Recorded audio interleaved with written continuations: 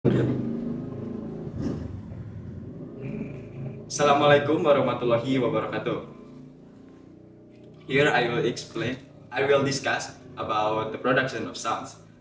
Before I discuss about the topic, let me introduce myself. My name is Radzka with my student number 2321222068, and I'm from class C. And then let's talk about language. A language consists of sound. In this case, they are speech sounds. The sounds are meaningful and they are called phonemes. A phoneme is the smallest unit of sound in the world. Sounds are categorized based on the air passage and obstruction. The first sound based on air passage. Oral sounds. Oral sounds are those that through the mouth. For example, see, heard, first, saw, and watch. And nasal sounds. Nasal sounds are those that are produced with an airstream going out through the nose. For example, and mm.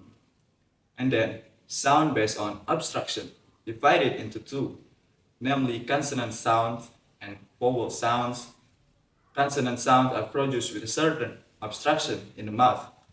In the production of a consonant, the parts of the mouth involved are the tongue, the lips, the teeth, the tooth ridge, the palate, the velum, and the uvula. And then consonants are obstruent and sonorant.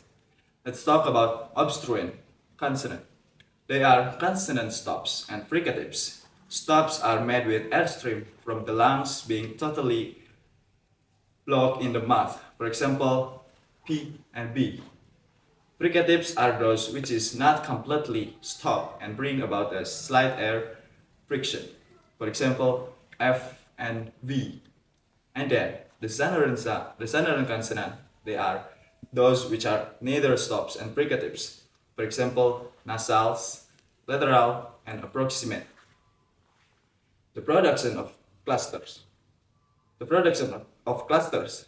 The term cluster is usually used to refer to two or more consonants placed one after the other. The two or more consonants must belong to the same syllable.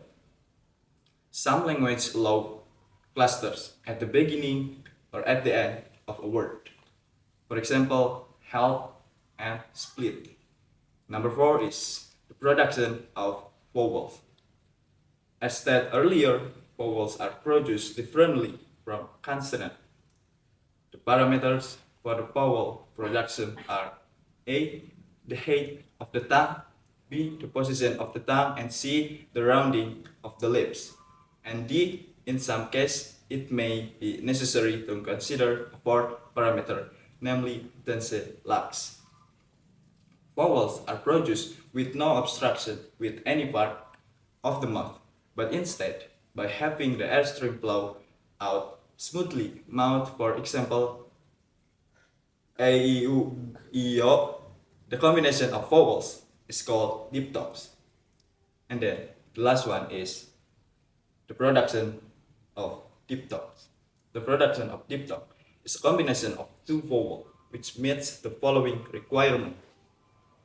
Number 1, the vowels must belong to the same syllable.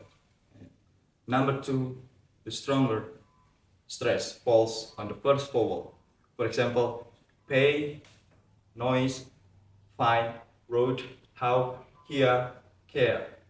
And then the last is the production of diphthong. Diphthong is a combination of two vowels which meets the following requirement. Number 1 is the vowels must belong to the same syllable. And number 2, the stronger stress falls on the first vowel. Thus, we have diphthongs such as in cow and as in boy. The Indonesian as in engkau is also a diphthong. But as in cow is not because the two vowels and belong to two different syllables, the A to and the U to au. In similar fashion, the vowels in the Indonesian words ramai and santai constitute a diphthong, but AI in main or come do not. Occasionally, we also have triphthongs. That is a combination of 3 vowels within a syllable.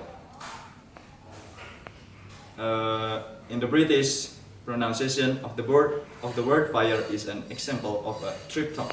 The combination of vowels is called diphthong. For example, pay, noise, fine, road, how, here, and cat. So much from me. Wassalamualaikum warahmatullahi wabarakatuh.